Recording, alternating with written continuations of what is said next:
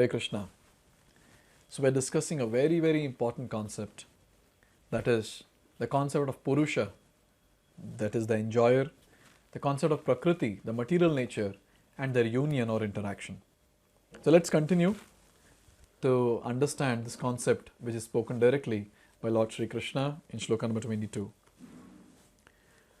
Purushaha prakritistohi bhunkte prakriti jan guna karanam guna sangosya sad asad yoni janmasu.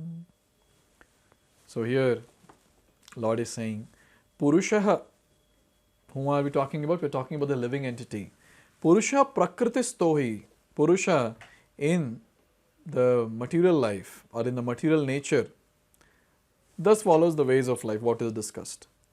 What is that? Bhunkte prakriti jan gunan. What is he doing? He is enjoying the three modes of material nature. Karanam guna sangosya. And all this is happening because of the association, sangha of guna. That is the three modes of material nature. And then sad asad yoni janmasu. And therefore, because of all this, he gets birth among the good and evil species. This is a very nice shloka which talks about why is it that we get different bodies. Many times people have this misconception that we get only human bodies. But then that's not the case. Because depending on what are we associating with, what desires we are developing with time, such a body will be given to us next life. So this has to be very clear.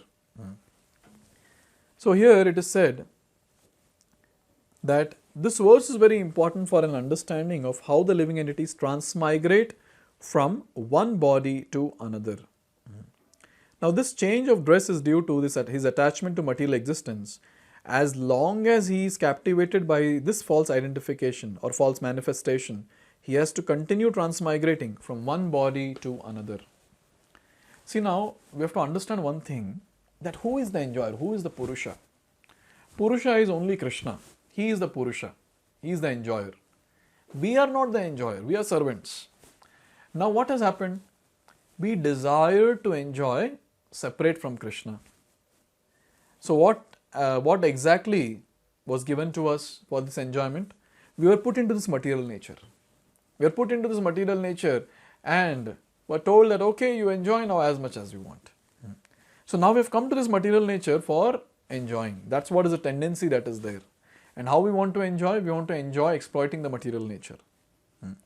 So when I say exploiting the material nature, we include everything that is there around us. Now it's a very nice thing to know that it's not that someone else is actually putting us here. We are entrapped. We ourselves entrap ourselves in the cycle of birth and death in various species. So no one else is doing that. We ourselves have chosen, we ourselves have taken this and we are doing it. So this is what is the point that needs to be understood. Now the next thing is, now because of this, what has happened or why basically this all things are continuing from time immemorial? Because practically by his attempt, the living entity becomes the matter. Now becomes is in quote.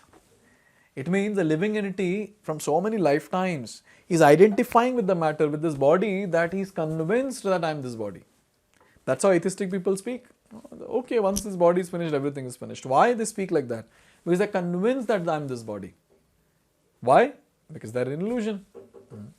And because of that, what happens? Since he is identifying with the body, he goes through that pain of birth, death, old age and disease. Whatever changes happen in this body, he feels that pains and pleasures. But the fact is, he is changeless. He cannot change because he is spirit soul. His nature is to be happy, Anandamaya. But the problem is, now he is identifying with matter and matter is going to change. Matter is temporary, it will change. And the person is subscribing to the change that is happening and he is feeling that pains and pleasures. Hope this is clear. It is very clearly mentioned here that this change that is happening, this change of dress is due to our attachment to the material existence.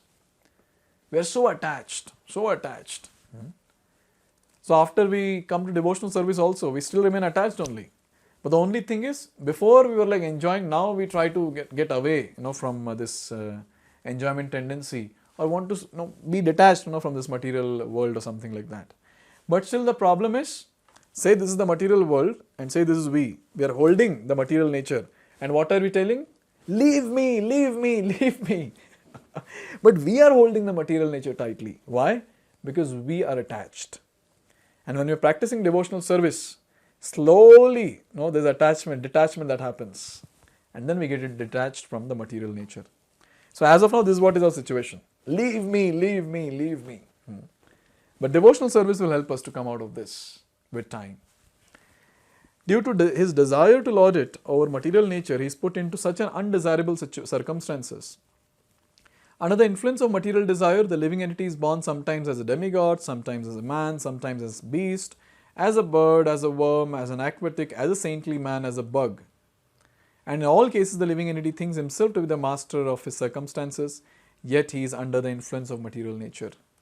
So we all are badly under the influence of material nature. And whatever activities we do and the desires that we have, all that is counted, all that is taken into consideration before awarding us the next body.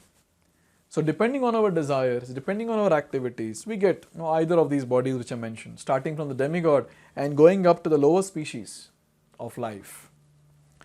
It is said here that how he is put into such different bodies is explained here. It is due to the association with different modes of nature. Now one has to rise, therefore, above the three modes of material nature and become situated in transcendental position, and this is called as Krishna consciousness. Unless one is situated in Krishna consciousness, his material consciousness will oblige him to transfer from one body to another because he has material desire since time immemorial. But he has to change that conception. This is a very, very important point. In fact, it's a conclusion of whatever we're discussing. Basically, the discussion was going about how we are stuck here.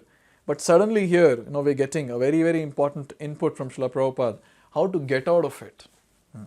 So we're stuck here and now we need to get out of it. How?